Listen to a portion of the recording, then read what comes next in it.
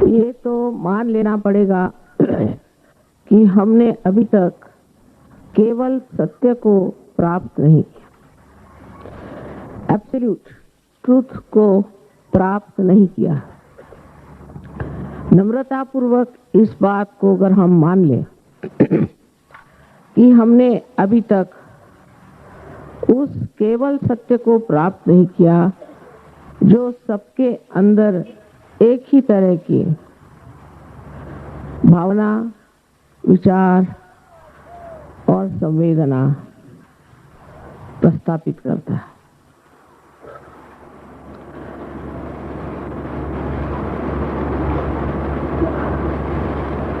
इसका कारण जो भी हो वो तो बाद में देखा जाएगा, पर अगर हम अपने बारे में सोचें तो मानव जाति में अभी तक वो स्थिति नहीं आई है कि वो केवल सत्य को जाने। अगर वो केवल सत्य को जानता होता तो ये आज नाना प्रकार के झगड़े, नाना प्रकार के विवाद और अनेक तरह की विचारधाराएं और प्रणालियां न चल पड़ती। सब लोग एक ही चीज को मानते, क्योंकि एकमेव केवल सत्य को हम जानते नहीं हैं। इस अंधेपन में जिस तरह एक हाथी को 6 अंधे ढूंढने गए थे और उन्होंने 6 प्रकार से जाना था, उसी प्रकार हम सत्य को, रियलिटी को जानते हैं और इसीलिए ये सारी आफत मची हुई है।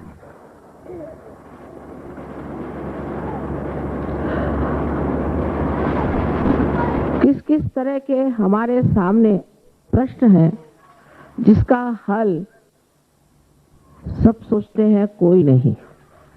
जैसे कि हमारे यहाँ आजकल वातावरण की दूषित इकोलॉजिकल प्रॉब्लम है, पॉलिटिकल प्रॉब्लम है, इकोनॉमिक प्रॉब्लम है, फैमिली का प्रॉब्लम है, व्यक्तिगत हमारा पर्सनल भी बहुत सा प्रॉब्लम है, शारीरिक है, मानसिक है, बौद्धिक है और आध्यात्मिक भी। सबके लिए एक एक प्रश्न ही है। जीवन एक प्रश्न हो गया।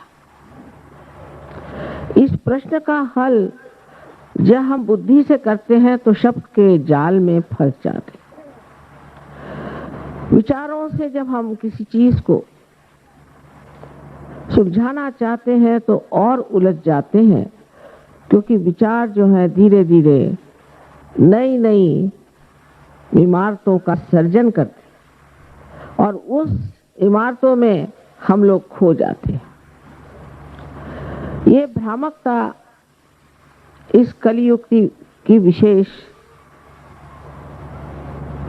आशीर्वाद रूप एक दान है और ये भ्रामकता प्राप्त होने से ही आज मनुष्य अंधेरे से उठना चाहता है और प्रकाश को प्राप्त करना चाहता है, क्योंकि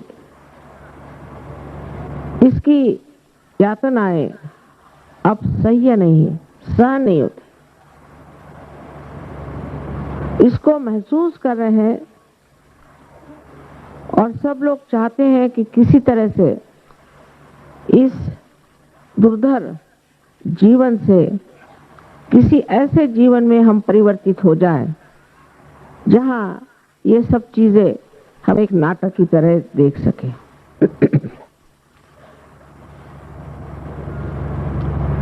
जब हम साइंस की ओर बढ़ते हैं और पाश्चिमात्य देशों का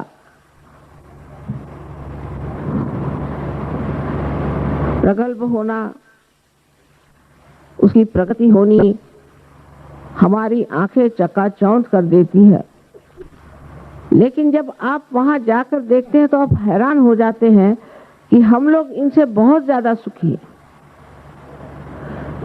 पता नहीं इस भारतवर्ष की क्या, इस योग भूमि की क्या देन है कि अभी तक हमारे यहाँ इस तरह की बीमारियां, कि कहा जाता है अमेरिका में थोड़े साल बाद 65% लोग किसी न किसी गुप्त रोगों से पीड़ित हो जाएंगे।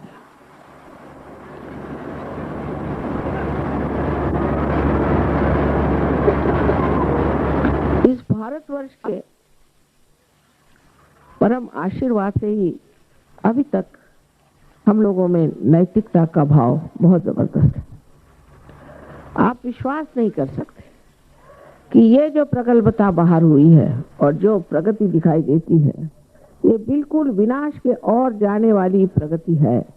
और इंसान को प्रगति इस तरह से अगर करनी हो तो बेहतर है वो प्रगति न करे। इसके बारे में पिछली मर्तबा मैंने आपसे बताया था कि किस प्रकार ये प्रगति बढ़ रही है। लंदन शहर में हर हफ्ते 2 बच्चे माँ बाप मार डालते हैं। तो ऐसी जगह कैसे लोग रहते होंगे ये आप समझ सकते हैं। और भी बहुत गंदी बातें बच्चों के साथ हो रही हैं जिसका आप लोग अंदाज ही नहीं लगा सकते, आपके दिमाग में भी नहीं आ सकते, आप सोच भी नहीं सकते, क्योंकि आपकी अभी तक इतनी प्रगति नहीं हुई है।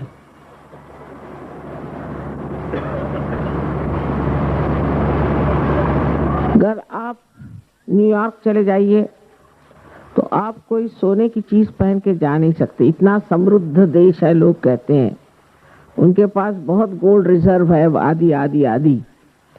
किंतु आपने अगर छोटी सी भी एक सोने की चीज वहां पहन के गए तो आपकी गर्दन कट जाएगी।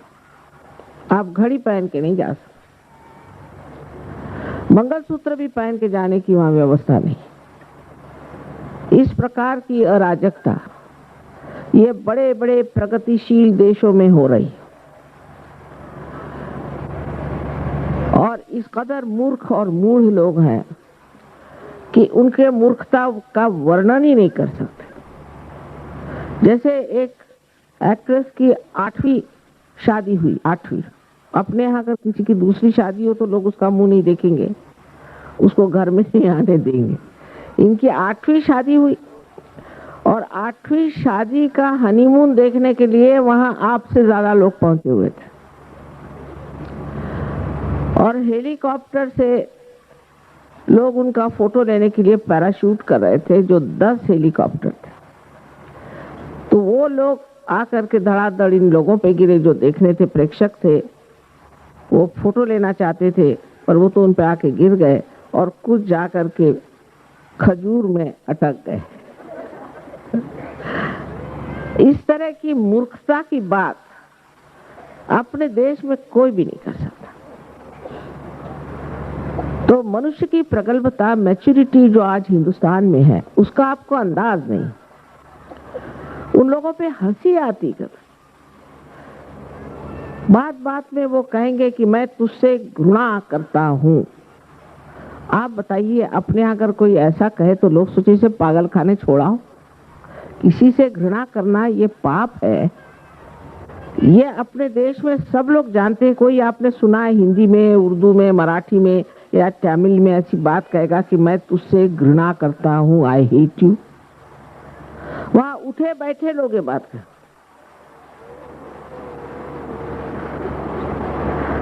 इन लोगों में कौन सा कल्चर है, कौन सी संस्कृति है, मैं आज तक समझ नहीं पाया। और इस कदर गंदगी के और बढ़े चले जा रहे हैं। किसी भी तरह की नैतिकता की वहां बात नहीं कर सकते, ना कोई समझ सकता। 90 साल के सिनेमा एक्टर और एक्ट्रेस शेक डांस के लिए निकले, टेलीविजन पे दिखा रहे थे। वो मोटर से उतरते वक्त ही शेक कर रहे थे। मैंने कहा भी आगे कौन सा शेक डांस करने वाले। इन लोगों की जो दुर्दशा है वो अगर आप वाकई एक साक्षी स्वरूप होकर देखें तो समझ लेंगे कि अपनी देश में बहुत बड़ी प्रगल्भता है। बेवकूफी की बातें अपने यहाँ कोई नहीं कर सकता, और कोई करे तो उसे फौरन लोग ठिकाने लगा देते हैं। थोड़ा बहुत असर आ गया है। वैसे तो बेवकूफों की कमी नहीं गालिब, बन ढूंढे हजार मिलते हैं, पर अगर हिंदुस्तान में 1000 मिलते हैं तो बाहर करोड़ों मिलते हैं। और ये प्रगल्भता होते हुए भी हम लोग भी किसी और चीज में जकड़ गए, और उस जकड़न के कारण हम लोग भी नहीं उठ पाते उस सत्य की ओर जिससे हमें प्रकाश मिलने वाला है। और हमारी जकड़ जो है वो है अंधश्रद्धाएं। किसी भी चीज में हमने विश्वास कर लिया तो वो परम विश्वास हो जाता है।